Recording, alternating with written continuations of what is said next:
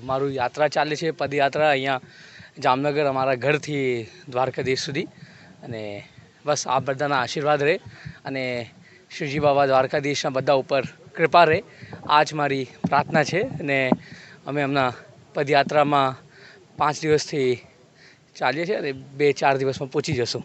એ જ દ્વારકાધીશ તો બધાના રાજા છે અને અમારા બધાના એ માલિક છે ને શ્રીજી બાબાના આશીર્વાદથી એ મને શક્તિ આપી છે ચાલવા માટે, તો હું ચાલું છું. અને આ મારું પહેલું વાર છે અને બસ એટલા જ કહું કે જય દ્વારકાધીશ.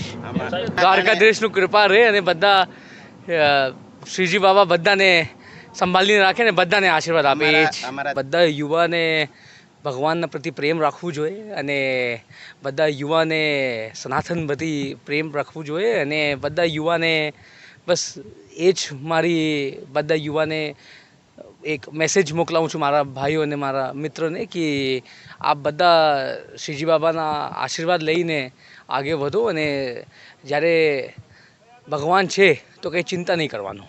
એ જ અને બસ એટલા જ કહું કે જય દ્વારકાધીશ. દ્વારકાધીશનું કૃપા રહે અને બધા શ્રીજી બાબા બધાને સંભાળીને રાખે ને બધાને આશીર્વાદ આપે. એ જ બધા યુવાને ભગવાનના પ્રતિ પ્રેમ રાખવું જોઈએ અને બધા યુવાને સનાતન પ્રતિ પ્રેમ રાખવું જોઈએ. અને બધા યુવાને બસ એ જ મારી બધા યુવાને એક મેસેજ મોકલાવું છું, મારા ભાઈઓ અને મારા મિત્રોને, કે આપ બધા શ્રીજી બાબાના આશીર્વાદ લઈને આગળ વધો. અને જ્યારે ભગવાન છે તો કંઈ ચિંતા નહીં કરવાનું. એ જ